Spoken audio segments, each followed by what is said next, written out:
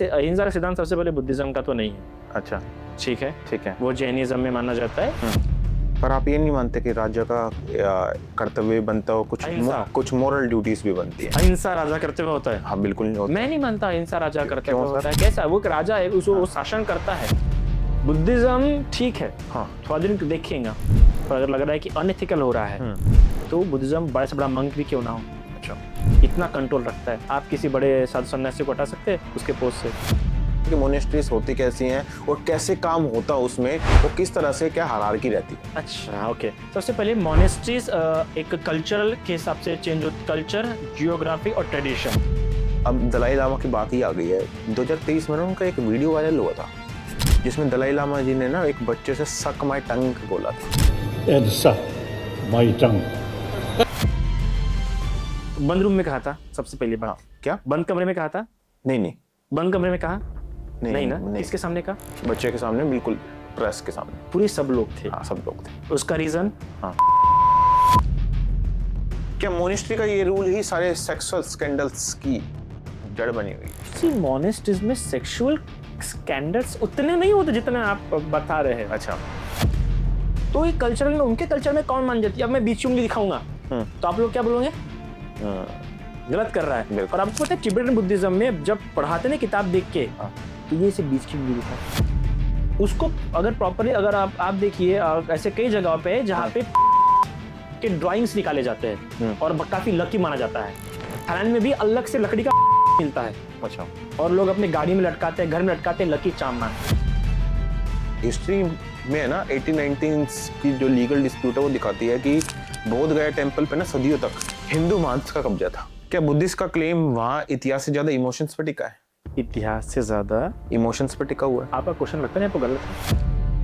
नहीं, एक Buddhist temple पे कब्जा था, आपने कहा कब्जा। मैंने कहा है बोध गया टेम्पल पे सदियों तक हिंदू मांस का कब्जा था। कब्जा था। हाँ, कब? तो कब्जा एक अच्छी चीज है। सर एक चीज बताओ कि जो बुद्धिज्म है वो अनाता, नो सोल में यकीन रखता है, ठीक है? हाँ, तो अगर मैं, जिसको मैं सेल्फ कह सकता हूँ, ही नहीं है, तो अगले जन्म में सजा किसको मिलती है और कर्म ट्रांसफर कैसे होते हैं? First of all doctor Ambedkar ji ने ना the Buddha and his Dhamma में 4 नोबल ट्रुथ को ही रिजेक्ट कर दिया था। रिजेक्ट नहीं किया। तो क्या किया? दोस्तों, क्या बुद्धिज्म एक अहिंसा का धर्म है? पर बीइंग अ रिसर्चर, जब मैं पीछे कुछ स्क्रिप्चर्स पढ़ रहा था तो कुछ ऐसी चीजें मिली जिसने शायद मेरे को झकोर कर रख दिया। तो इसी क्रम में आज हम बात करने वाले हैं ऐसी डार्क रियलिटीज पे जो शायद आपको सोने भी ना दे। तो आज हम अपने गेस्ट से जानेंगे कि क्या मेडिटेशन आपको साइकोसिस या हिप्नोसिस की तरफ भी लेके जा सकता है। तो बिना देर किए चलिए आज के ये पॉडकास्ट शुरू करते हैं। तो इसी क्रम में आज हमारे साथ जुड़े हैं भांते जी, जिनसे हम बात करने वाले हैं बुद्धिज्म के बारे में, और ऐसी डार्क रियलिटीज को आज हम खोल के रखेंगे इस पॉडकास्ट में। तो लास्ट तक बनी जरूर है ना। तो सर आपका स्वागत है आज के इस पॉडकास्ट में। जी बिल्कुल, शुक्रिया आपका।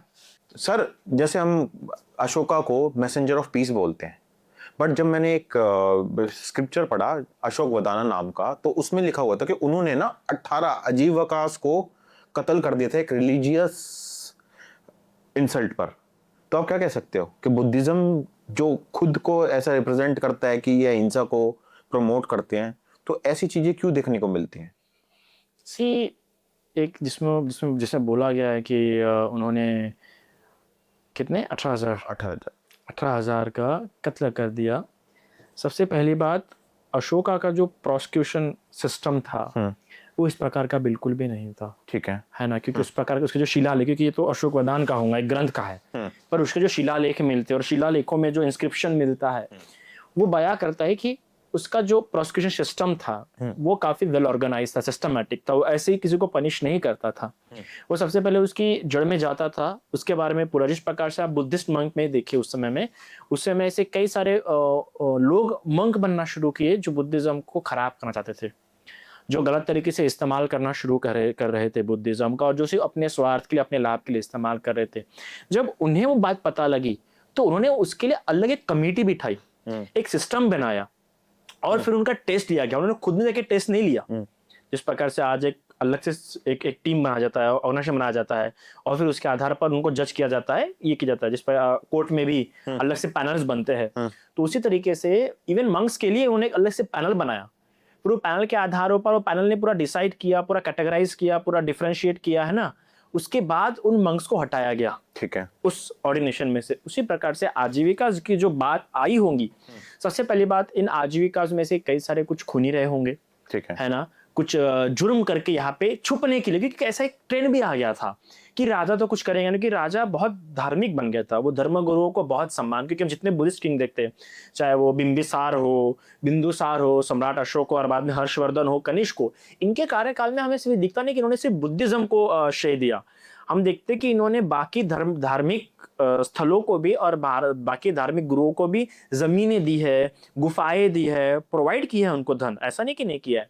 पर इनको जो किया है, अगर उसका रेफरेंस मिल रहा है तो ऑफ कोर्स, क्योंकि एक ट्रेंड चल गया था कि कुछ नहीं काम हो रहा है, पैसा नहीं आ रहा है, ये नहीं आ रहा है, वो नहीं आ रहा, जिंदगी नहीं चल रही है, या कोई खून नहीं करके फिर बन जाएगा, क्योंकि ऑफ कोर्स पनिशमेंट उनकी क्या होती थी उस समय में, ये होती थी। तो बुद्धिज्म में तो एक था रूल कि भैया अगर कोई खून करके आ रहा है, कोई डकैत रहा है, पहले चोर रहा है, तो उसको मत बनाइए मंग। पर बाकी इसमें उतने ऐसे रूल्स नहीं थे, कोई भी खूनी करके आ जाएगा तो उसे भी मंग बना देंगे। तो इसलिए आजीविकास को उस कारण की वजह से शायद उन्होंने प्रोसिक्यूट किया होगा, क्योंकि वो अपना पनिशमेंट छुपाने के लिए आ गए होंगे, और जब वो केस सामने में आ गया होगा तो उन्होंने किया होगा, ये पॉसिबिलिटीज है। वरना क्योंकि बाकी रेफरेंस मिलते हैं उनके शिलालेखों से, कि तो किताब से मिल रहा है, पर बाकी जो शिलालेखों से जो प्रूफ मिल रहे हैं, तो उनका एक वेल ऑर्गेनाइज्ड देखने के लिए मिलता है। और प्रिय नाम दसी कहा जाता है उनको, कि लोगों का देवता, वो काफी प्रिय मान जाता था वो। और उसने ऐसे ऑर्डर्स दिए थे कई सारे मंक्स को, ऑर्डर्स मतलब एक किया था उनसे प्लीज कि आप कृपया करके मंदिरों में, विहारों में इस प्रकार के चैंटिंग्स कीजिए, इस प्रकार के उपदेश दीजिए, ताकि लोग मोर मॉरल बने, एथिकल बने। पर सर आप ये नहीं देख रहे कि आपकी बातों में थोड़ा सा कंट्रडिक्शन आएगा? ऐसे किस प्रकार का contradiction? Contradiction in the sense कि आप कह रहे हैं कि ऐसा हो सकता है, क्योंकि एक अवदान से आ रहा है, अवदान से आ रहा है, तो ठीक है। और आप ये कह रहे हैं उनको प्रियदर्शनी बोला जाता था, प्रियदर्शी, ठीक है, कि प्रियदर्शी बोला जाता था कि जो लोगों का भला करता है, जो लोगों का मतलब प्रिय जो है, लोगों के लिए प्रिय हो, प्रिय है, उसको देखने में आनंद आए, आनंद आए, ठीक है। पर आप ये बात बताइए कि पहले के टाइम में आपको पता होगा कि जब कोई भी स्क्रिप्चर्स लिखे जाते थे, ठीक है, तो कोई भी जो उसको लिखता था, उनको जो बनाता था, तो आपको नहीं लगता कि वो किंग के अगेंस्ट कुछ वैसे नहीं लिख सकता, क्योंकि उसको पता है कि अगर मैं किंग के अगेंस्ट जाऊंगा तो मेरे को मार दिया जाएगा, ठीक है, तो वो तो उसके फेवर में लिखेगा ही। और आप ये ऑलरेडी ये कह रहे हो कि हो सकता है, तो हो सकता का मतलब तो सीधा सही है कि पॉसिबिलिटी तो 50% की उसकी भी है कि कत्ल किया हो, और 50% की पॉसिबिलिटी ये भी है कि ना भी किया हो, जैसा आप कह रहे हो, वो भी एक केस हो सकता है। तो किसको सही मानना पड़ेगा फिर? किसको सही मानना चाहिए? एज अ किंग, अगर वो मंग करता तो ज्यादा विवादास्पद होता, पर वो किंग है। अच्छा, उसके अगर वो किसी को प्रोसिक्यूट करता है, वो किसी को हटाता है, किसी को निकालता है, किसी को मारता है, तो उस पे मैं क्या ऑब्जेक्शन लूं? एक किंग होने के नाते उसे शासन चलाना होता है। उसमें अहिंसा मतलब ये देखिए, अहिंसा का सिद्धांत सबसे पहले बुद्धिज्म का तो नहीं है। अच्छा, ठीक है, ठीक है, वो जैनिज्म में माना जाता है, बाकी उसमें, पर बुद्धिज्म में अहिंसा को इस तरीके से नहीं माना जाता है। हाँ, एक मंक का कर्तव्य हो सकता है, पर मंक को भी आप बता दिए, मंक्स के पास भी ऐसे रूल्स है कि अगर ऐसे कुछ एरियाज में रह रहा है वो, ऐसे नक्सलाइट एरियाज वगैरह में, तो वहां पे वो अपने पास रख सकता है औजार। पर सर तो मंक्स को तो एक रूल है, क्योंकि तो राजा है, और राजा की प्रोसिक्यूशन के लिए उसके सिस्टम में फिर दैट्स अ सिस्टम प्रॉब्लम, कि उसे किस सिस्टम के आधार पर, किस आधार पर उनका प्रोसिक्यूशन किया है, उसका होना बहुत जरूरी है। जनता की भी डिमांड हो सकती है उस समय में वो। पर आप ये नहीं मानते कि राजा का कर्तव्य बनता हो, कुछ मॉरल ड्यूटीज भी बनती है? अहिंसा राजा कर्तव्य होता है? हाँ, बिल्कुल नहीं होता। मैं नहीं मानता अहिंसा राजा कर्तव्य होता है। कैसा? वो राजा है, उसको शासन करता है, उसको हर तरह का पावर इस्तेमाल करना पड़ता है, कुछ जगह विद्रोह होता है, कुछ जगह पे ये होता है, वो उसकी मॉरल रिस्पॉन्सिबिलिटीज है ना, बट उसकी मॉरल रिस्पॉन्सिबिलिटीज है, एथिकल रिस्पॉन्सिबिलिटी से ज्यादा, ठीक है ना। उसके पास एक व्यवस्था होनी चाहिए, न्याय व्यवस्था होनी चाहिए, और न्याय व्यवस्था के आधार पर उसने किसी का प्रोसिक्यूशन करना चाहिए। अहिंसा उसको बोला नहीं जा सकता, उसको प्रोसिक्यूशन करना ही पड़ेगा, पर उसने न्याययुक्त किया है या अन्याययुक्त किया है, वो बात आनी चाहिए। ना कि अगर आप बोल रहे हैं कि उसने अहिंसा करनी चाहिए, that's totally wrong, absolutely wrong. ये सवाल होना चाहिए कि उसने न्याययुक्त किया है कि अन्याययुक्त किया है। तो मैं वही तो आपसे पूछ और एक राजा एक धार्मिक ग्रुप को एक पूरे धार्मिक ग्रुप को अगर हटा रहा है तो उस राजा एक कुबेर इतना समझदार होता कि एक धार्मिक ग्रुप का पूरा प्रोसिक्यूशन करना, इस सारे आजीवन मतलब धर्मगुरु हो गए वो 18,000 धर्मगुरु का कत्लेआम कर रहा है तो उसका शासन टिका ही रहता, जनता ने उसे उखाड़ के फेंक दिया रहता उस शासन को, अच्छा, अगर अन्याय किया होता तो।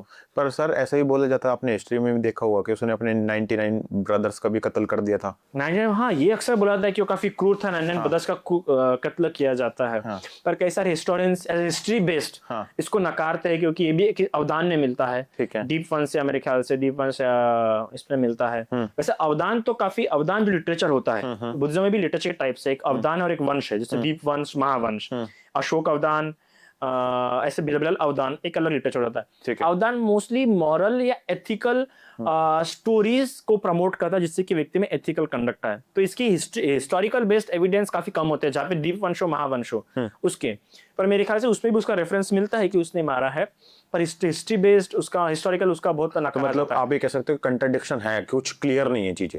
हाँ, लेकिन जब उसने मारा था तब वो बुद्धिस्ट नहीं था, हाँ, तब वो बुद्धिस्ट फिलोसॉफी को फॉलो नहीं करता था, क्योंकि उसने कलिंगा युद्ध के बाद पर कुछ है ऐसे सूडो पॉडकास्टर्स या फिर डीबंकर्स जो ये प्रूफ करने की कोशिश कर रहे हैं, तो नाम भी लेना चाहूंगा उसमें से, छोड़ो नाम नहीं तो केस ना ठुल कोई। एक बुद्धिस्ट फैमिली में बर्थ लेना और एक बुद्धिस्ट होना दोनों में अंतर होता है। अच्छा, ठीक है ना।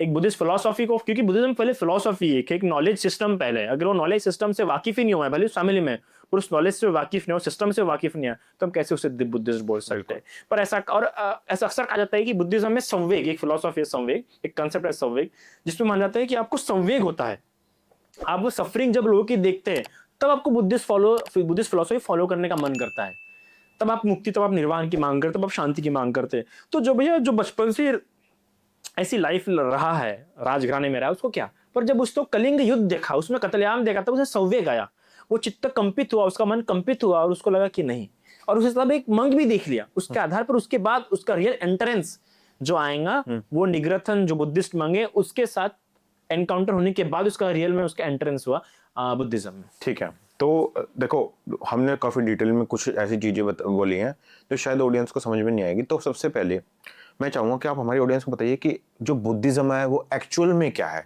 जो हम पढ़ते आए हैं और एक प्रैक्टिकलिटी में चीजें अलग होती हैं। तो सबसे पहले आप लेमन टर्म्स में हमें समझाइए कि बुद्धिज्म क्या है और उसकी कोर टीचिंग्स कौन सी हैं। सबसे पहले मैं नेगेटिव टर्म से शुरू करूंगा कि बुद्धिज्म रिचुअल नहीं है, ठीक है, कस्टम नहीं है, ठीक है, और ट्रेडिशन नहीं है, पर हाउएवर बुद्धिज्म का अपना ट्रेडिशन है, बुद्धिज्म का अपना कल्चर है और बुद्धिज्म का अपना रिचुअल है, बट वो उससे बाउंड नहीं है कि ऐसा नहीं कि हमें यही कल्चर चाहिए, हमें यही रिचुअल चाहिए, क्योंकि उससे बुद्धिज्म की पहचान नहीं होती है, वो एक आउटर अपीयरेंस है। आप किसी मॉन्क से जाके बात कर लीजिए, चाहे वो तिब्बतियन मॉन्क हो, चाहे वो महायानी मॉन्क हो, या चाहे वो वज्रयानी मॉन्क हो, या फिर वो थेरवादा मॉन्क हो, आप किसी मॉन्क से बात कीजिए, वो सिर्फ उसे एक जियोग्राफिकल कल्चर के रूप में देखता है, ना कि बुद्धिस्ट फिलोसॉफिकल कल्चर में देखता है। हाउएवर उस जियोग्राफिकल कल्चर में बुद्धिज्म के हमें लक्षण देखने के लिए मिलते हैं, बट नॉट कोर। जैसे कि हमें एक सोना होता है कि कोर फॉर्म में और कैसा मिलावटी फॉर्म में मिलता है, तो कोर फॉर्म में नहीं है, और एक जनरेशन दूसरी जनरेशन टिकाने के लिए एग्जिस्ट करता है।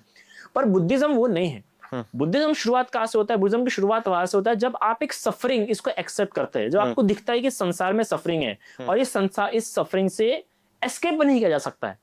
इस सफरिंग को आपको फेस टू फेस क्या करना पड़ेगा, टैकल करना ही पड़ेगा। जिस बात को आप समझ जाते हैं तब आपको लगता है कि there is something, there must be a path, तब आप बुद्धिज्म की ओर देख पाते हैं, वरना बुद्धिज्म की ओर आप बिल्कुल भी नहीं देख पाएंगे। ठीक है, तो बुद्धिज्म की शुरुआत वहां से होती है। अगर आपको सफरिंग आप इस संसार में नहीं देख पा रहे, दुख इस संसार में नहीं देख पा रहे, तो आप बुद्धिस्ट फिलोसॉफी क्यों न जाएंगे? Buddhism is more about path, एक फिलोसॉफी है, और बुद्धिज्म वही इंसान फॉलो कर सकता है जिसके पास बुद्धिज्म के पाथ की अच्छी खासी इंफॉर्मेशन हो।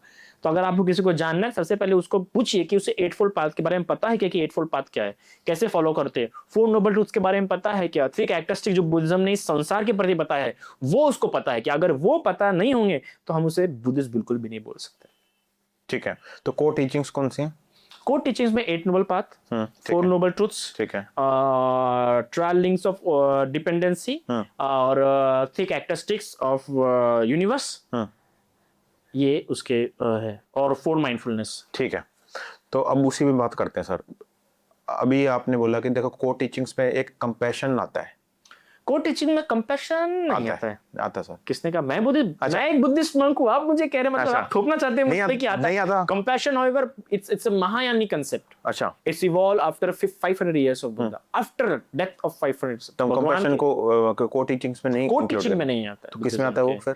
वो आप बोल सकते हैं कि महायानी में आ सकता है, और यहाँ जैसे डेवलप हो जाता है, हाँ, फिर डेवलप जैसे होगा समाधि में, एथिक्स और कंडक्ट में, उसके बाद वो कंपैशन उसके लाइफ में जुड़ जाता है और उसको प्रैक्टिस करना शुरू करता है। पर बेसिक में कंपैशन नहीं है, फिर अदर टीचिंग में, बेसिक में, स्टार्टिंग पॉइंट में। ठीक है, पर इनडायरेक्टली तो हम उसको बोल सकते हैं कि वो, पर स्टार्टिंग आप किसी बुद्धिस्ट इंसान से एक्सपेक्ट नहीं कर सकते वो कंपैशनेट हो। ठीक है, वी एक्सेप्ट एक well trained, well developed, well controlled व्यक्ति से हम एक्सपेक्ट कर सकते हैं कि आप मुझसे कर सकते हैं कंपैशन एक्सपेक्ट, ठीक है। पर आप ये नहीं कर सकते कि absolute compassion. You can't even किसी भी बुद्धिस्ट मंक से या किसी बुद्धिस्ट ट्रेडिशन में एब्सोल्यूट कंपैशन हम एक्सपेक्ट ही नहीं कर सकते, और हम पे वो थोपने की भी कोशिश मत कीजिएगा। अच्छा, हाँ, ठीक है। तो हम देखते हैं कि कंपैशन, जिसको हम करुणा कहते हैं बेसिकली हिंदी में, तो म्यांमार में हमने एक केस देखा जिसमें मिस्टर अश्विन विराथू जैसे मोंक्स ने 969 मूवमेंट चलाई। यू कांट स्लीप विद हाँ, पागल कुत्ते साथ आप सो नहीं सकते। 969 मूवमेंट करके इसका नाम था, वो चलाई थी, और उन्होंने एथनिक क्लीजिंग को जस्टिफाई किया था। तो इस पे आपका क्या विचार है सर? उनके बाद उनका क्या हुआ? कोई खबर आई उनकी आपके पास? नहीं, कुछ खबर आई? कुछ खबर नहीं है। उनको हटा दिया गया। हटा दिया। बुद्धिज्म ठीक है, हाँ, थोड़ा दिन देखेगा, पर अगर लग रहा है कि अनएथिकल हो रहा है तो बुद्धिज्म बड़े से बड़ा मंक भी क्यों ना हो, अच्छा, इतना कंट्रोल रखता है। आप किसी बड़े साधु सन्यासी को हटा सकते हैं उसके पोस्ट से? हाँ, बड़े बड़े इतने कारनामे आ रहे पर किसी को हटाया पा रहा है? नहीं। ये बुद्धिज्म की पावर है। अच्छा, बुद्धिज्म किसी भी देश में क्यों ना हो, और उसका संघ मोनेस्ट्री सिस्टम इतना स्ट्रांग है कि कुछ दिन देखिएगा, कुछ दिन अगर आप ज्यादा अगर जा रहे हो, कुछ समय के बाद आज अश्विन विराथू का नाम और निशान नहीं है। अच्छा, दिख रहा है आपको कहीं? नहीं, कहीं भी दिख रहा न्यूज में वगैरह? जबकि अभी तो ये गवर्नमेंट भी म्यांमार है, आप जानते हैं कौन सी थी अब तक के, फिर भी नाम आया, हटा दिया गया। अगर कुछ भी, इवन थाईलैंड में कुछ ऐसे 18 मंक्स पकड़े गए गलत स्कैंडल में, बड़े पोस्ट पे थे, बड़े मंक्स थे, वो एक झटके में उनको हटा दिया गया। अच्छा, तो सर तो ये प्रॉब्लम कि हम ये नहीं कहते गलतियां नहीं होंगी। एक मनुष्य है, मनुष्य का मन है, उसके कुरीतियां है, कुपरंपरा है, वो कुविचार है, उत्पन्न होंगे, पर हमारा ये है कि हम उसे ठीक कर सकते हैं कि नहीं, उसे कंट्रोल कर सकते हैं कि नहीं। गलत जगह तो हर जगह होंगी, हर धर्म में, कितना शुद्ध धर्म क्यों ना हो, गलत बातें होंगी, पर एक अच्छा धर्म कैसे प्रूफ होता है कि उन गलत लोगों पे वो किस प्रकार कंट्रोल कर पाता है या नहीं कर पाता है। तो सर ये बताओ कि बेसिकली आप जैसे मोनेस्ट्रीज की बात करी हुई, ठीक है, हमने फिल्मों में बड़ी देखी मोनेस्ट्रीज रहती हैं, ठीक है, एक रिंग बेल रहती है जिसको हम बजाते हैं, ठीक है। ट्रेडिशनली जियोग्राफिकली उनका जो कल्चर है, तिब्बतन मोनेस्ट्री अलग होते हैं, थाई मोनेस्ट्री अलग है, शिलॉन्ग मोनेस्ट्री अलग है। तो आज हम आपसे ये जानना चाहेंगे बेसिकली, क्योंकि हमने सिर्फ वो चीजें देखी हैं, हमें पता नहीं है कि वो अंदर होता क्या है, किस तरह से चीजें करते हैं। तो थोड़ा सा एक बिल्कुल शॉर्ट में आप हमारे ऑडियंस को बता सकते हैं कि मोनेस्ट्रीज होती कैसी हैं और कैसे काम होता है उसमें, और किस तरह से क्या हायरार्की रहती है? अच्छा, ओके। सबसे पहले मोनेस्ट्रीज एक कल्चरल के हिसाब से चेंज होता, कल्चर, जियोग्राफी और ट्रेडिशन, ठीक है, इन तीन के आधार पर चेंज होता है। कल्चरल चेंज कैसा दिखेगा आपको? उसका आर्किटेक्ट, ठीक है, ये कल्चरल चेंज दिखेगा। जियोग्राफिकली चेंज कैसे दिखेगा? उसका जो रहन सहन, खाना पीना है वो। और ट्रेडिशनल चेंज कैसा दिखेगा कि वो किस सेक्ट से है, महायाना, वज्रयाना, उसमें वजह सिंबल रहेंगे, है ना। जैसे जो सिंबल, जैसे तिब्बतन बुद्धिज्म में सिंबलिज्म ज्यादा है तो वहां पे ज्यादा सिंबल दिखेंगे, वही थर्ड बुद्धिज्म में सिंबल्स काफी कम दिखेंगे, पेंटिंग्स पर काफी अच्छे दिख सकते हैं आपको। तो ये एक हो गया डिफरेंसेस। दूसरा बात, मोनेस्ट्री चाहे कोई भी हो, अबे मेडिटेशन और चैंटिंग होंगी। अच्छा, हाँ, irrespective of geography and irrespective of geography, वहाँ पे मेडिटेशन और आपका ये होगा ही होगा, ठीक है, थोड़ी किसी ना किसी रूप में होगा, पर वो होगा ही होगा। मॉर्निंग जल्दी उठना वो होता ही है। तीसरी बात सबसे इम्पोर्टेंट होता है, टेम्पल का काम खुद करते हैं। ये हर चाहे किसी भी ट्रेडिशन में हो, वो सारा खुद ही करेंगे। फिर उनको उसके लिए उनको खेती वगैरह वो सब करना अलाउ हो जाता है। खुद का, मोस्ट ऑफ मोनेस्ट्री में तो खुद का उगाते हैं और खुद का ही वो लोग खाते हैं, ये होता है। बाकी कुछ ऐसे फिर रिचुअल्स होते हैं, वो ट्रेडिशन के हिसाब से बेस्ड होता है। ठीक है।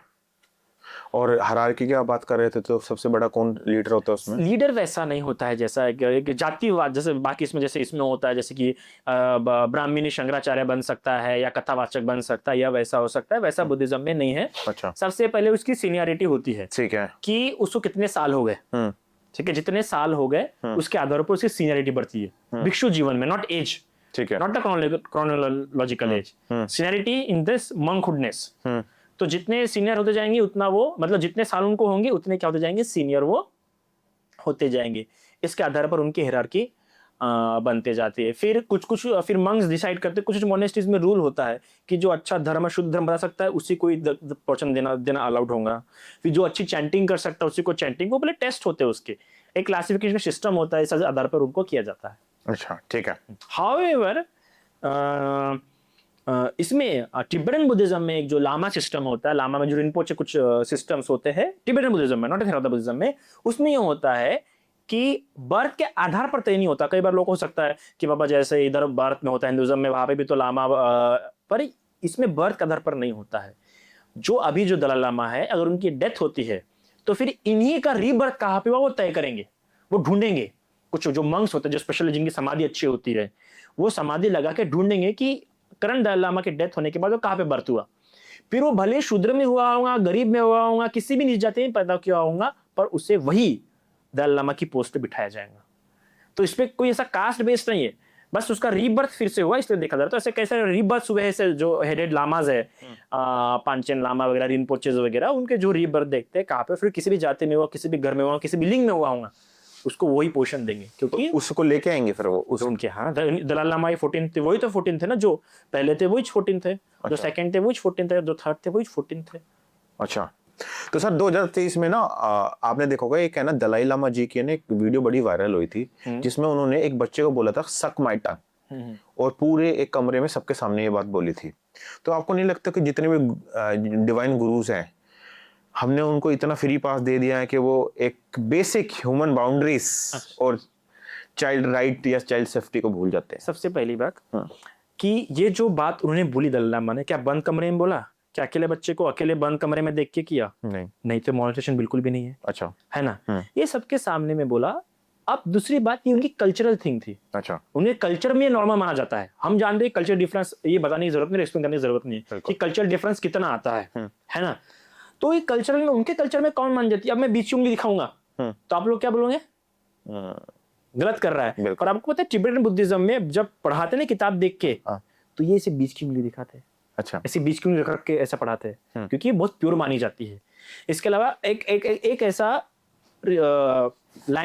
सिंबल भी है, एक रिचुअल भी है जिसमें वो ऐसे बीच की उंगली करते हैं। अच्छा, ठीक है। हाँ, मतलब प्रे करते वक्त प्रे करते सिंबल में ऐसे कई सारे होते हैं ना, तो उसमें से एक है। अब दूसरा इंसान देखेंगे तो क्या बोलेगा, इनको बाउंड्रीज नहीं है क्या? सबसे पहले बाउंड्रीज सेट की जाती है आइदर एक रिलेशनशिप में दो व्यक्तियों द्वारा, पेरेंट्स द्वारा, या कल्चर द्वारा। तो उस कल्चरल कंटेक्स्ट में वो बहुत कॉमन थी। पर ये सब, और ऐसा नहीं बंद कमरे में किया, ये चुपचाप अकेले में आके बोला, ऐसा तो नहीं ना, पूरी इसमें थी। तो ये सबसे पहली बात, उनको, बच्चे को उनका नहीं हुआ होगा। दूसरी बात यहीं पे आ जाती है कि हम उसको अगर प्रॉपरली, अगर आप देखिए, ऐसे कई जगहों पे जहाँ पे पीनस के ड्राइंग्स निकाले जाते हैं और काफी लकी माना जाता है। थाईलैंड में भी अलग से लकड़ी का पीनस मिलता है। अच्छा, और लोग अपने गाड़ी में लटकाते हैं, घर में लटकाते हैं, लकी चार्म मान के। अच्छा, है ना। और भी मेरे ख्याल से और भी कोई तो भी पहाड़ी इलाका है इंडिया में ही, वहां पे भी हर घरों की दीवारें पे ऐसे बड़े बड़े बाहर एकदम पीनस निकाले गए हैं। अब जाके उनको बोलोगे बाउंड्री, सर पूरा कल्चरल थिंग है, हम उनके कल्चर में एंटर करते जा रहे हैं, है ना। तो ये इसलिए, बाकी उसका इंटरप्रिटेशन गलत हुआ है। पर हाँ, आपको पूछने का पूरा हक है दलाई लामा को कि आपने किस अर्थ में किया, क्रिटिसाइज करने के पहले। बुद्धिज्म में ये भी होता है कि अगर आप तक कोई बात आए तो सबसे पहले उसको पूछो कि आपने किस अर्थ में बोला है, आपका क्या इंटेंशन था और क्या मीनिंग था ये करने का। तो दलाई लामा से पूछिए पहले आप, और उन्होंने बताया भी, क्लियर भी किया, और कई सारे लोगों ने क्लियर किया। पर लोगों ने क्रिटिसाइज किया क्योंकि कुछ लोगों को बदनाम करना था, उनको बुद्धिज्म को बदनाम करना था कि कुछ लोग मुझे बोलते भी कि इतना क्यों फेमस है बुद्धिज्म, कुछ लोग बदनाम करने के लिए करते हैं ऐसा। तो सर एक चीज आपने और देखी होगी कि चाइना ना अब अपना ऑफिशियल दलाई लामा चुनने की तैयारी में है। और क्या एक एस्थेटिक सरकार रीबर्थ में दखल देना या प्रूव करना कि बेसिकली स्पिरिचुअलिटी अब सिर्फ जियोपॉलिटिक्स तक का मोहरा रह गया है? सर सबसे पहली बात, मैं तो डंगे की चोट पे कहूंगा, मैं चाइना के बारे में कुछ बुरा बोलना नहीं चाहता। अच्छा, क्योंकि मेरी सेफ्टी गारंटी कैसे है? अभी मैं देखा था एक व्यक्ति ने कुछ तो भी आसाम मिजोरम के, मतलब उधर नॉर्थ इंडिया के बारे में, बाउंड्रीज के बारे में कुछ बोला, और जब चाइना में घूमने गया तो उसको डिटेंशन रहा एक आध दिन, और ढंग से खाने के लिए नहीं दिया, पीने के लिए नहीं दिया। अच्छा, तो ये उसका अब बीच में वायरल हुआ था, आपने देखा ना कि चाइना में क्या डिटेंशन रखा गया था, क्यों? क्योंकि उसने बस वो बॉर्डर्स के बारे में बोला वगैरह। तो मेरे को तो चाइना के बारे में ज्यादा कुछ बोलना है नहीं बाबा, अच्छा। कभी घूमने उन्हें जाना रहेगा तो डिटेन ना कर ले कि मेरा मिल जाए बाबा, तुमने ऐसा बोला। बट द थिंग इज, मैं हमेशा ये बात बोलूंगा, पॉलिटिक्स जब धर्म को कंट्रोल करने की कोशिश करता है तो जिसकी सत्ता होंगी वो अपने हिसाब से करने की कोशिश करेगा, बिल्कुल, ठीक है ना। तो मैं उन विषय पे तो ज्यादा बोलूंगा नहीं, बट द थिंग इज, धर्म ताकत से नहीं चलता है, राजनीतिक ताकत से नहीं चलता, धर्म चलता है व्यक्ति की श्रद्धा से। और जब अगर लोगों की चाइनीज दलाल पे श्रद्धा होंगी तो लोग मानेंगे, और नहीं होंगे तो फिर कोई कितना भी पावरफुल व्यक्ति क्यों ना रखे, श्रद्धा ही तो कुछ नहीं कर सकते आप। याद रखिएगा, फिडेल कास्ट्रो क्यूबा के 50 साल क्या रह चुके हैं प्रेसिडेंट, नहीं हरा पाया, कोई हटा नहीं पाया, क्योंकि लोगों की श्रद्धा थी उन पे। अमेरिका तक उनको मार नहीं पाया कि लोगों की श्रद्धा थी। जब लोगों की श्रद्धा है तो चाहे राजनीतिक सत्ता हो या आर्थिक सत्ता हो, कितनी भी ताकत क्यों ना हो, आप कुछ नहीं कर सकते। नहीं कर सकते, बिल्कुल। तो सर अब थोड़ा सा ना इसको और डार्क बनाते हैं। हाँ, आपको व्यूवरशिप चीज़ डार्क बनाएंगे चाहे आप। नहीं, व्यूवरशिप में तो नहीं सर, मैं इतना पढ़ता नहीं, पर कुछ ऐसी चीजें निकल के आई थी, मिलता हमें कुछ नहीं मिलता। हाँ, आप बोलिए। तो ऐसी कुछ चीजें निकल के आई थी। तो सर डॉक्टर अम्बेडकर जी ने ना the Buddha and his Dhamma में 4 नोबल ट्रुथ को ही रिजेक्ट कर दिया था। रिजेक्ट नहीं किया, और क्या किया था? उन्होंने सवाल उठाया। क्या बोला था सर? ये प्रस्तावना में उन्होंने 4 नोबल ट्रुथ्स पे क्या उठाए, सवाल उठाए, क्योंकि उस समय में जो कुछ हमारे फिलोसोफर्स थे उसमें से सर्वपल्ली राधाकृष्ण भी एक है, उन्होंने ये क्रिटिसाइज किया कि बुद्धिज्म दुख पे कुछ ज्यादा ही बोल देता, बहुत ही पेसिमिस्टिक है, मतलब एक काजल है उसे कोयला घोट के और काला किया जा रहा है। ये टिप्पणी थी उस समय की, और उस समय बहुत पेसिमिज्म के रूप में देखा जा रहा है। तो उसको जवाब देते हुए बाबा साहब ने उसी ग्रंथ में ये क्लियर किया कि Buddhism is not about pessimism, pessimism Buddhism में है ही नहीं है, ये उन्होंने क्लियर किया।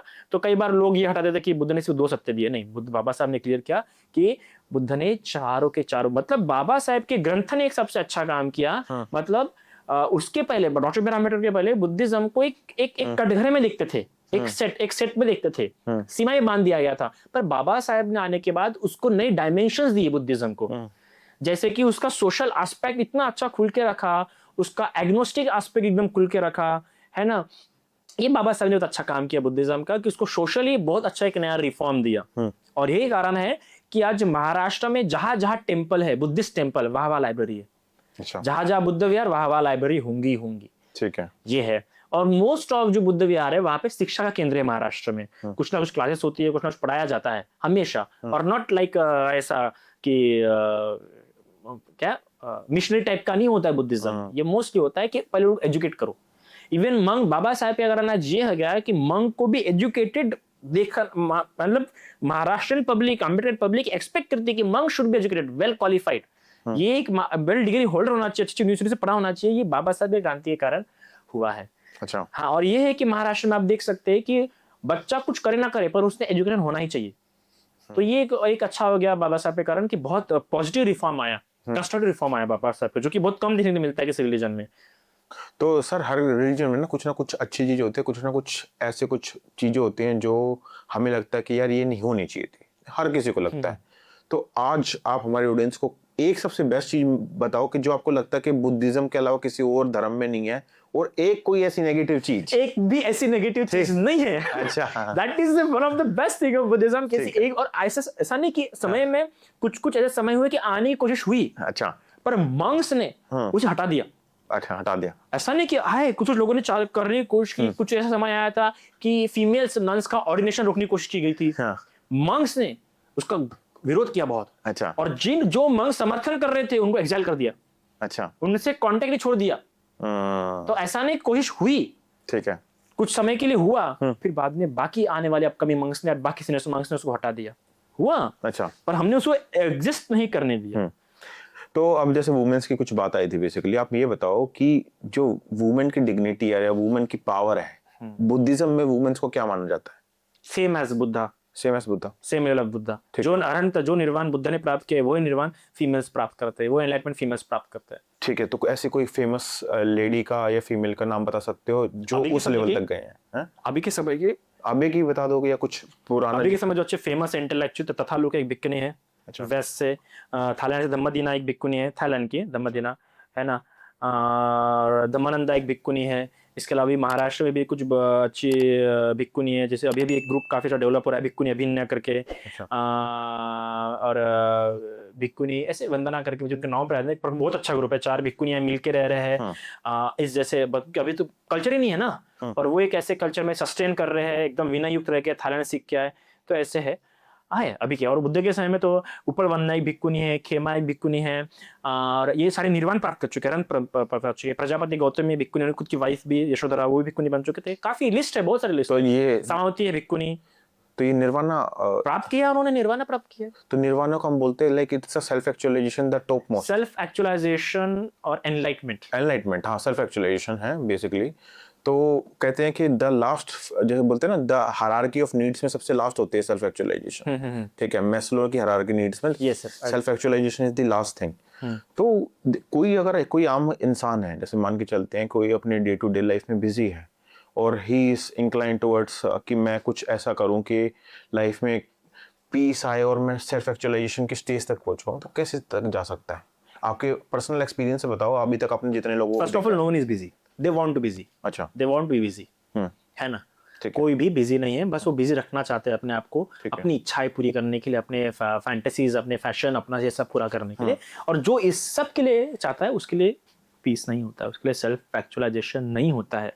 ठीक है। जो अपने इच्छाओं को पूरा करना चाहता है in the sense of fashion, fantasies, career, आप कहिए lavishness, they don't want self actualization. But sir, आपको नहीं लगता कि अगर हम अपनी इच्छाएं, जिसको हम बोलते हैं हमारी मैस्लो का थ्योरी, वो भी एविडेंस बेस्ड थ्योरी नहीं है मोस्टली। मैस्लोस की मतलब मोस्ट मतलब उतना जो एविडेंस चाहिए, ठोस एविडेंस चाहिए, स्ट्रॉन्ग, उतना नहीं है मैस्लोस के थ्योरी पे। पर सर एक बात बताइए, जैसे आप ये कह रहे हो कि you need to be free from your belief and your needs, ठीक है। See, your belief not be rigidly condition. हाँ, ठीक है। Beliefs we need beliefs. Without belief we will not able to talk on, because we don't know about the future. हम future के बारे में जानते हैं, कुछ नहीं जानते, तो बिलीफ्स कमें लगेंगे। बट सर, आप ये नहीं लगता कि एक लाइफ के एक स्टेज में तो आपको अपनी नीड्स के लिए भागना पड़ेगा ही, आप उसको इग्नोर नहीं कर सकते? नीड्स के लिए दौड़ना नहीं पड़ता है, नहीं पड़ता, चलना पड़ सकता है। अच्छा। दौड़ना नहीं पड़ता है, घसीटते हुए जाना नहीं पड़ता है। जहाँ पे आपको कोई घसीटते हुए लेके जा रहा है और बोले मैं तुम्हारी जरूरत के लिए तुम्हें लेके जा रहा हूँ, तो तुम क्या बोलोगे? भैया अपना शरीर छीलते जा रहा है, अब इससे ज्यादा जरूरत क्या हो सकती है? जो शरीर घिस घिस के लेके जा रहा है, अपना शरीर छील रहा है, नहीं ना। पर आप ये दौड़ना मतलब थकना, और थकना कभी नीड नहीं हो सकती। पर आप एक बात बताओ कि जब तक हम करियर के पीछे नहीं भागेंगे, ठीक है, या कुछ ऐसा काम नहीं करेंगे, तब तक आइसोलेशन इज डिफिकल्ट थिंग। घुट घुट के उसके पीछे भागना अलग थिंग होती है, ठीक है। कुछ लोग आइसोलेट होके अपने दिन रात मेहनत करके गवर्नमेंट जॉब भी प्राप्त कर लेते हैं, MBA कर ले, प्राइवेट सेक्टर में चले जाते हैं। मैं देखा उन्होंने मेहनत किया, पर आप जो ना दौड़ दौड़ के, वो मेहनत नहीं लगती मुझे उनकी। मैंने देखा उन लोगों में, क्योंकि मेरे खुद के शिष्य है जो आज अच्छे अच्छे पोस्ट पे है, कुछ गवर्नमेंट जॉब पे लग चुके हैं, कुछ MBA अच्छी यूनिवर्सिटी से करके मैंने उनको देखा है, उन्होंने अपने आप को आइसोलेट किया, दिन रात पढ़ाई किया, और अभी वो अच्छा कमा रहे। ठीक है। तो मैं वही चीज आपसे जानना चाह रहा हूँ कि जो आइसोलेट करके उस लेवल तक पहुंचे हैं और अब अपनी लाइफ में वो चीजें कर रहे हैं, और मान के चलते हैं उनके मन में ये चीज आती है कि they will already live a proper life।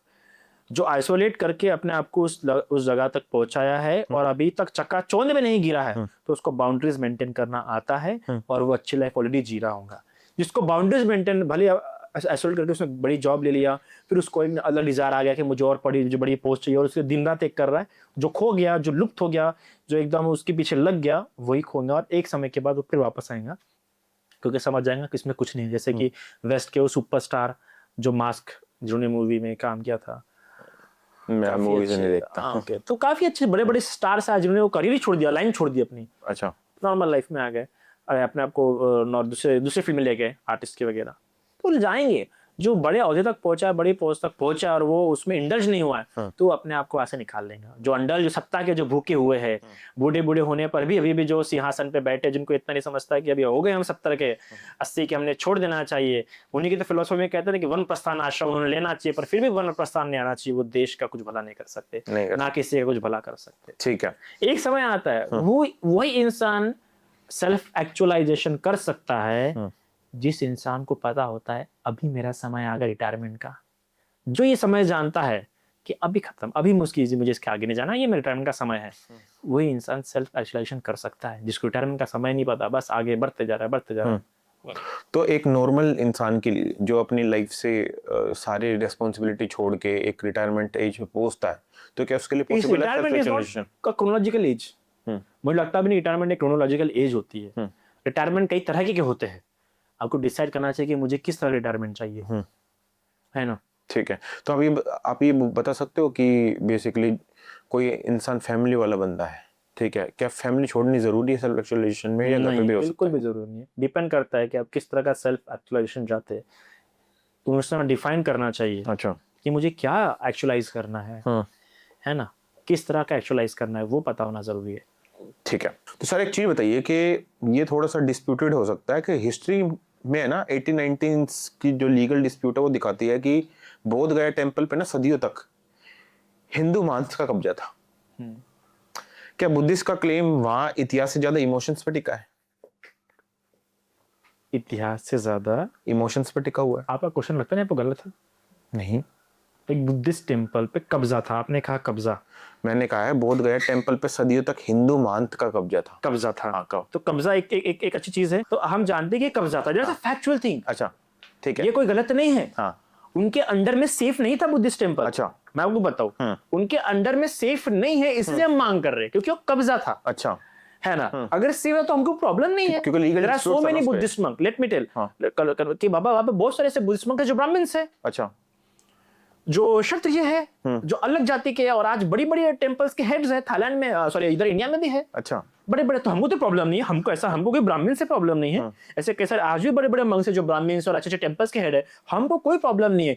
पर वहां पे जो था वो कब्जा था, और उसकी केयर टेक अच्छे से नहीं की जा रही है, उसकी देखभाल अच्छे से नहीं की जा रही है, जिस प्रकार से ग्रोथ होना चाहिए। अदर धर्म के लोग वहां पे आते हैं, कचरा फैला के जाते हैं।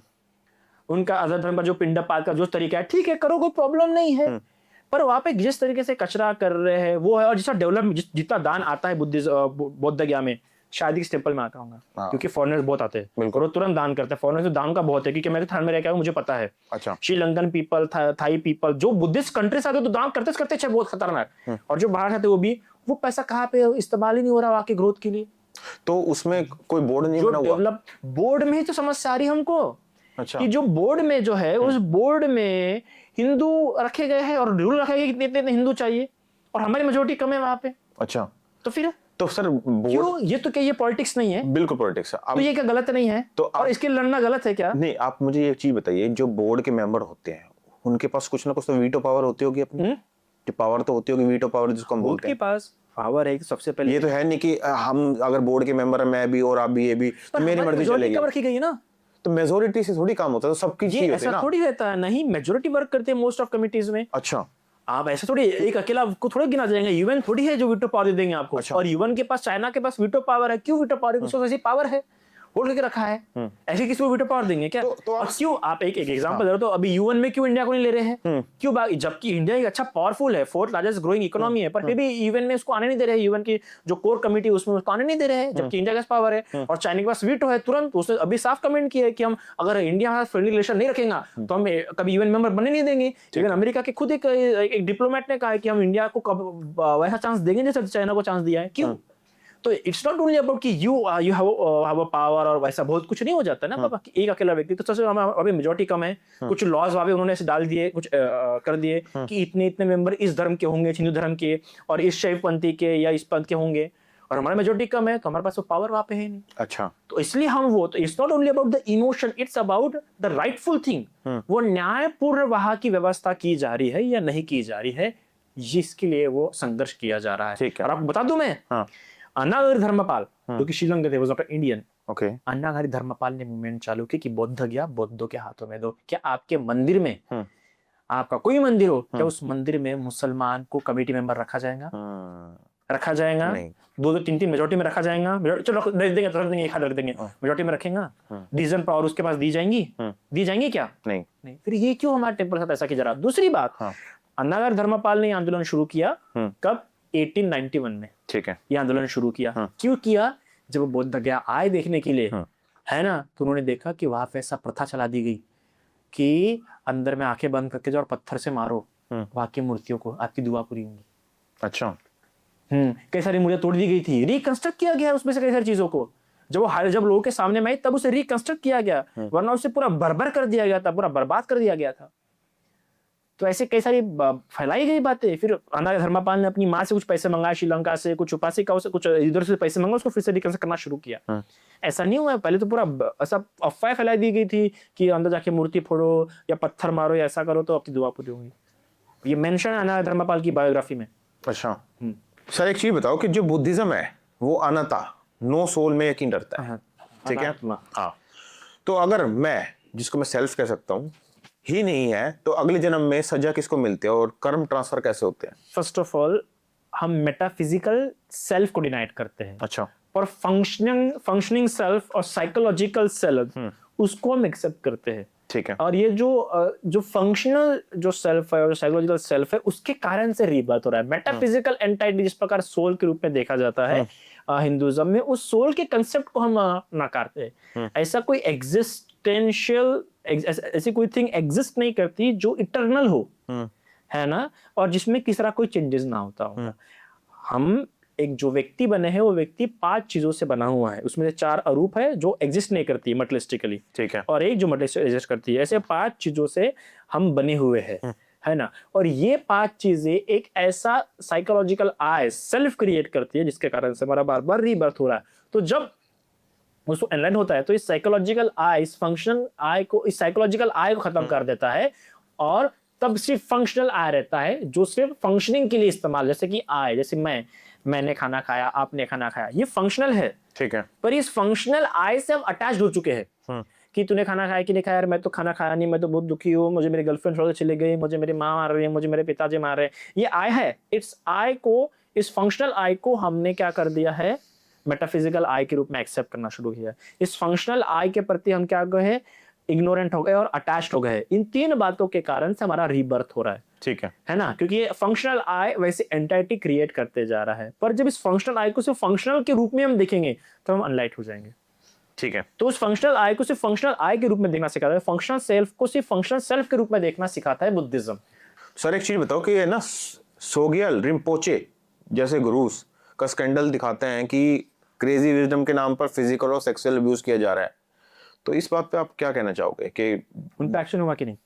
मुझे नहीं पता। एक्शन हुआ है। अच्छा, इवन थाईलैंड में भी ऐसे कुछ हुए सेक्स स्कैंडल्स, मनी स्कैंडल्स, उन पे एक्शन हुआ। हमने वही कहा कि होते हैं, पर इन पे एक्शन होता है या नहीं होता है तब पता लगेगा कि धर्म अच्छा या नहीं है। अच्छा, ठीक है। वहां का व्यक्ति क्या गलत काम करता है उससे तो आप तय नहीं कर सकते, क्योंकि लोग हर जगह पे होते हैं, कई तरह की पॉपुलेशन है, कुछ लोग अपने लाभ के लिए आते, छुपे होते हैं, लाभ निकालते हैं, बिल्कुल, कुछ लोग नहीं आते। पर धर्म अच्छा या नहीं है इस बात से तय होगा कि उस बड़े से बड़े धर्म गुरु पे भी एक्शन हो रहा है या नहीं हो रहा है। नहीं हो रहा है, और एक्शन हो रहा है, एक्शन हो रहा है। थाईलैंड अब भी गवाह, आप रिपोर्ट जाके देख लीजिए, ऐसे कई सारे मंक्स जिन्होंने ड्रग्स लेना शुरू किया था उन पे भी एक्शन हुआ है, उनको रिहैबिलिटेशन सेंटर भेज दिया गया। अच्छा। तो सर ये बताओ, देखिए आपने ना साइकोलॉजी में एक बहुत बड़े ही साइकोलॉजिस्ट हुए हैं फ्रॉइड, ठीक है, तो उसकी थ्योरी कहती है फोर्स्ड कैलिबेसी से सेक्सुअल परवर्जन्स बढ़ती हैं। उसका मानना है कि there is sex, sexual motivation हर जगह पर, सेक्स मोटिव्स होता है, मोटिव्स होता है, ठीक है, जो हमारी अंदर इड में छुपा होता है, सेक्सुअल प्लेजर्स जो होते हैं, ठीक है। क्या मोनेस्ट्री का ये रूल ही सारे सेक्सुअल स्कैंडल्स की जड़ बनी हुई है? सी मोनेस्ट्रीज में सेक्सुअल स्कैंडल्स उतने नहीं होते जितने आप बता रहे हैं। अच्छा, है ना, होते हैं, गलतियां होते हैं जहाँ पे एक प्रॉपर बाउंड्रीज नहीं रखी जाती है। जिस मोनेस्ट्रीज पे प्रॉपर रिस्ट्रिक्शन नहीं है, प्रॉपर सर्विलेंस में नहीं है, उस मोनेस्ट्रीज में ये होना संभावना हो जाती है, क्योंकि ऑफ कोर्स एक मोनेस्ट्री जो ब्रह्मचर्य का फॉलो कर रहा है उसको तो जल्दी ये होगा ना, क्योंकि मुझे याद है मैं एक बचपन से को एजुकेशन पढ़ा हूँ, को एजुकेशन मतलब जहाँ पे लड़के लड़की साथ में पढ़ते हैं, एक ही क्लास में पढ़ते हैं, तो हमारे लिए लड़कियों को टच करना वगैरह ये सब बहुत कॉमन था। पर जब मैं मंक बना तो of course we can't touch girls. So sudden one day after 2-3 years एक गलती से एक लड़की का टच हो गया था मुझे, ऐसा, ये मैं उसको कुछ धागा बांध रहा था, धागा बांधते बांधते ये ना टच हो गया।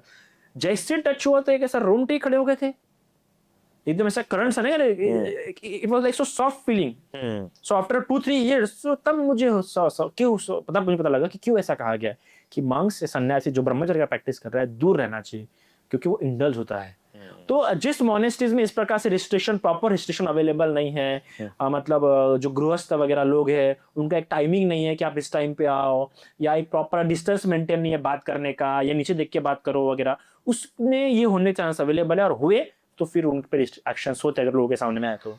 बिल्कुल। और आपने जैसे बोला है कि सबसे मेन चीज ये है कि उस पे एक्शन हो रहा है नहीं, और वो ज्यादा मैटर करता है। यू नो रिलीजियस इस पे तय नहीं करता कि फिलोसफी कितनी अच्छी है, बिल्कुल, हाँ। उस रिलीजियस की फंक्शनिंग कैसी हो रही है उसके आधार पर। आप देखो कई सारे धर्मों में अच्छा है, इस्लाम में देखो one of the best religion for womens, अगर आप देखोगे तो Islam one of the best religion for the womens, क्योंकि वो एक मात्र सा धर्म ग्रंथ है जिसके धर्म ग्रंथों में वुमेन्स के लिए राइट है।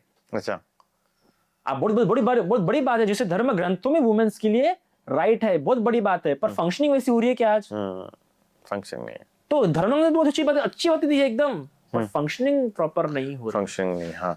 तो सर एक चीज बताओ, जैसे विनय पिटका जो पिटक, हाँ। बुद्धिज्म की टीचिंग है, बुक है, तो उसमें ना बुद्धा जी ने औरतों के लिए एक्स्ट्रा 8 हैवी रूल्स बनाए हैं, और कहा है कि उनके आने से धर्म की उम्र आदि हो जाएगी। हाँ, यही मिसकंसेप्शन लोगों में फैला है, हाँ। और ये जानबूझकर से फैलाया गया है कि, पर बुद्ध ने धर्म शब्द इस्तेमाल नहीं किया, धम्म शब्द इस्तेमाल किया कई जगहों पे, पर इस कंटेक्स्ट में बुद्ध ने धम्म नहीं, ब्रह्मचर्य शब्द इस्तेमाल किया। अच्छा। तो ब्रह्मचर्य की आयु कम हो जाएंगी, जो क्योंकि ऑफ कोर्स है, क्योंकि ये बात सरल सी बात है, अगर फीमेल्स बनेंगी तो फीमेल्स मंक और मेल मंक्स की मोनेस्ट्री ज्यादा दूर नहीं रहेंगी, पास पास रहेंगी, उनका आप आसपास में ज्यादा क्या बढ़ेगा, मेलजोल बढ़ेगा, तो इसलिए कहा कि ब्रह्मचर्य की आयु कम हो जाएंगी। तो क्या बुद्धा पैट्रियार्कल सोच रखते थे?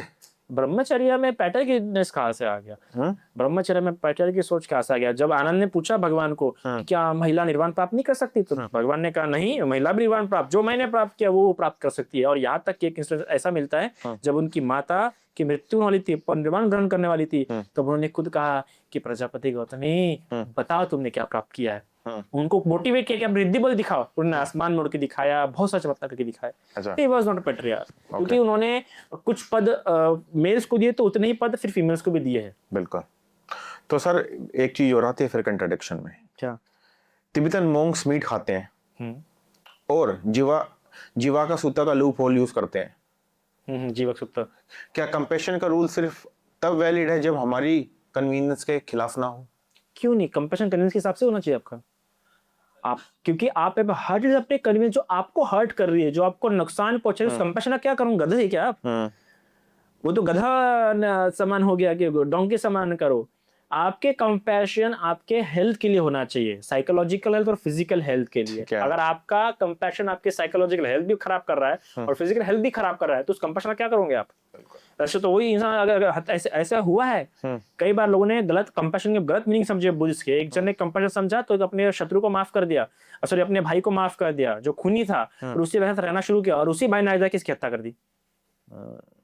कंपैशन मूर्खों समान होना चाहिए, इसमें कोई कॉन्ट्रडिक्शन नहीं है। बस हमारा कंपैशन ये रखता है कि I should be not the cause. ठीक है सर, एक आपने नाम सुना इसका, द बर्निंग मोंक का नाम है थिक क्वेंग डुक। बताइए उनके बारे में। तो इन्होंने सेल्फ इमोलेशन को नोटिफिकेशन, हाँ ग्लोरीफाई किया था बेसिकली। क्या बुद्धिज्म सेल्फ हार्म को सैक्रिफाइस के नाम पर प्रमोट कर रहा है? कितने लोगों ने किया, जरा बताइए ना। मेरे को नहीं पता। तो फिर एक ये हर कोई नहीं कर पाता, ये सिर्फ बुद्धिस्ट मंक ही कर पाते हैं, और ये बुद्धिस्ट मंक तक ही सीमित है। बहुत रेयर आपको चांस मिलेंगे जहाँ पे नॉर्मल लोगों ने किया होगा। अच्छा। तो ये मंक्स ये करते हैं, और मंक्स के आगे पीछे कौन होता है? उनके अपनी सेलिबेसी होती है, उनको टेंशन नहीं होता है। नहीं होता। उनका सेलिबेसी ब्रह्मचर्य को पता है, मरने के बाद हम सुगति में जाएंगे, है ना। और वो किसी की हानि तो नहीं कर रहे हैं सेल्फ मोटिव, जैसे कि कुछ लोग कर लेते हैं, अपने आप पे बॉम्ब लगा देते हैं, और धर्म के बचाव के लिए, धर्म खतरे में है इसके लिए लोगों की भी जान लेते, खुद की भी लेते। वैसा कर रहे हैं क्या? नहीं, वो सिर्फ मंक्स करते हैं। मोस्ट लोग आज तक हिस्ट्री में हमने मंक्स को ही देखा करते हुए, नॉर्मल इंसान नहीं करते। अच्छा, तो इसमें होता क्या बेसिकली? इसमें डिपेंड करता है किस तरह का कर रहा है। अच्छा। है ना, वो डिपेंड करता है। तो बड़ी एक्सट्रीम लेवल की वो है, समाधि से करते हैं कुछ लोग। अच्छा, समाधि के थ्रू, ठीक है। उनके लिए एक्सट्रीम नहीं होता वो जो समाधि बैठते। तो सर एक है ना श्रीलंका की सियाम निकाया जैसे जैसे सेक्ट है, वो सिर्फ हाई कास्ट को अलाउ करते हैं। तो क्या इक्वालिटी का दावा करने वाला धर्म अपने अंदर कास्ट हायरार्की कैसे छुपाता बैठा है? वो बिल्कुल दावा करते हैं, और उनका हाल क्या देखिए अभी क्या श्रीलंका में, उनकी पॉपुलरिटी देखिए, उनकी मेजोरिटी देखिए, वो देखिए ना। वो भले अपनी अकड़ में तो डूब भी रहे ना वैसे, अच्छा। उनका मैं यही कहा ना कि फंक्शनिंग कैसा है, वो लोग बुद्धा के टीचर को अपना रहे, इसका मतलब सरल सी बात है, इसलिए फिर लोग उनको नहीं अपना रहे हैं। आज वो one of the famous sect नहीं है, अच्छा। One of the famous sect Mahamevnawa sect है श्रीलंका का, है ना, आम्रपुरा निकाय जिससे है, ये निकाय काफी फेमस है। क्यों फेमस हुए, क्यों लोग उनको अपना रहे, क्यों लोग उनको दान दे रहे हैं, क्यों लोग उनकी पूजा कर रहे हैं, क्यों गलत टीचिंग नहीं कर रहे। अच्छा। जैसे कि इधर इंडिया में होता है ना, कोई जाति व्यवस्था का समर्थन करने पर भी उसकी पॉपुलैरिटी अच्छी है, वहां पे वैसा नहीं श्रीलंका में। अच्छा। जिस जो है वो सीएम ने क्या बहुत शिकायतें हैं और उनको एकदम एक्साइल कर दिया गया है, उनको लोग मानते नहीं, ज्यादा दान भी नहीं करते और ज्यादा फेमस भी नहीं है वहां पे। वो सिर्फ इसलिए फेमस है, जातिवाद है इसलिए फेमस है, वो इसलिए फेमस नहीं है क्योंकि मैं श्रीलंका में जाके आया हूँ, मॉनेस्ट में रह के आया हूँ, तो अगर सबसे फेमस जो सबसे one of the largest monastery जो है जिनमें सबसे ज्यादा मंक्स है वो ये है महामेवना। ठीक है, तो सर एक चीज बताओ कि हमने इतने सेक्ट्स के बारे में बात करी है, ठीक है, और बहुत सारी विनय पिता का, ठीक है, हमने बुक्स के बारे में बात करी है, महायाना आपने सेक्ट के बारे में बात की, तो बुद्धिज्म में जो मेन जो दो सेक्ट माना जाता है, महायाना और दूसरे वाला का नाम है? नहीं, बुद्धिज्म में एक होते हैं फोर्स, साइकोलॉजी में बहुत आपने सुना होगा, फोर्स जो पॉपुलर करते हैं उस चीज को, करते हैं, है ना। सेक्ट तो बहुत सारे पॉपुलर इन लोगों ने किया बुद्धिज्म को। अच्छा, तो वज्रयाना सेक्ट, महायाना सेक्ट और थेरावादा भी सबसे ज्यादा वेस्ट में पॉपुलर किया वज्रयाना सेक्ट ने। I will be free Frank, specially उसमें भी दलाई लामा स्कूल ने। ठीक है, दलाई लामा स्कूल। तो इन तीनों में क्या मेजर डिफरेंस है ताकि हमारे जो ऑडियंस उसको जान सके? मोस्टली जियोग्राफिकल डिफरेंसेस है और रूल बेस्ड, कुछ रूल्स है जिन्होंने जो कुछ मंक्स ने, आने वाले मंक्स ने मानने से मना किया तो उन्होंने अपना अलग सेक्ट बनाया। ठीक है, बस ये डिफरेंस है, फिलोसॉफिकल डिफरेंस कम है, फिलोसॉफिकल सेम है। हाँ, बहुत मोस्टली सेम है। फोर नोबल ट्रूथ्स हर कोई मानता है, हिस्टोरिकल गौतम बुद्धा हर कोई मानता है, पटिशुत्पाद हर कोई मानता है, ये हर एक इसमें कॉमन तरीके से सेम एक्सप्लेन किया है। और इन तीनों सेक्ट्स में सबसे ज्यादा पॉपुलेशन कौन से वाले की है? पॉपुलेशन, हाँ एज अ मंक्स और एज अ कौन सी population? Population in the sense की नंबर्स में मैं पूछ रहा हूँ कि कौन से ज्यादा फॉलो करते हैं? It's quite a difficult thing. Population he China की ज़्यादा पॉपुलेशन है तो फिर आप बोल सकते हैं कि चाइनीज महायान सेक्ट है, बट थेरावादा में कंट्रीज ज़्यादा है। तो और इंडिया में कौन सा मेजरली फॉलो करते हैं? फिलहाल थेरावादा बाबा साहब डॉक्टर बी आम्बेडकर के कारण थेरावादा ज़्यादा फॉलो किया जा रहा है। और थेरावादा यहाँ पे इसका कल्चर, क्योंकि मैंने कहा ना जियोग्राफी ज़्यादा है, हाँ जियोग्राफी, तो इसके कल्चर में थेरावादा ही सूट करेगा। महायाना, वज्रयाना, तो ये लद्दाख में जितनी मोनेस्ट्री है ये वज्रयाना है। वज्रयाना, हाँ, वो थोड़ा सा कल्चर में डिफरेंट हो जाता है ना, और जो हिमाचल की तरफ है जो वही मैं कहा था कल्चर में डिफरेंट होता है, पर जो भी सेंट्रल इंडिया है, महाराष्ट्र, यूपी, बिहार वगैरह, इन मोस्ट जगहों पे थेरावादी सूट करेगा क्योंकि इससे कल्चर में सूट होता है। ये जो वज्रयाना, महायाना, ये कल्चर डिफरेंस के कारण थोड़े बहुत इवॉल्व हुए, तो वही वहाँ के साइड में हो गया है वो। ठीक है, तो सर हमने तो बड़ी डिटेल में आज का जो पॉडकास्ट है वो किया है और हमने जाना है कि कम समय में हम ज्यादा से ज्यादा कैसी चीजें हम बुद्धिज्म के बारे में जान सके। तो सर ये पॉडकास्ट खत्म करने से पहले आप हमारी ऑडियंस को कोई मैसेज देना चाहोगे? ओके, आजकल की जो यंग जनरेशन है, क्या ना, मैं ये कहना चाहूंगा कि प्रेम से ज्यादा इम्पोर्टेंट कमिटमेंट होती है। प्रेम तो कम ज्यादा होगा पर अपनी कमिटमेंट पे हमेशा बने रहे तो आपके लिए लाइफ ज्यादा हो जाएंगी, वरना डिस्ट्रैक्टफुल आप रहोगे, ना इमोशनल कंफर्ट मिलेगा और ना फिजिकल कंफर्ट। ठीक है, तो सर आपने जो आज के पॉडकास्ट में ऐसे मिथ्स डिबंक किए हैं जो शायद हर लोग सुनना चाह रहे थे, क्योंकि सवालों के जवाब है ना हर कोई नहीं दे सकता, क्योंकि मेरे हिसाब से सवालों का जवाब वही दे सकता है जो उस चीज को जिसने एक्सपीरियंस किया हो, जो उस चीज से निकला हो।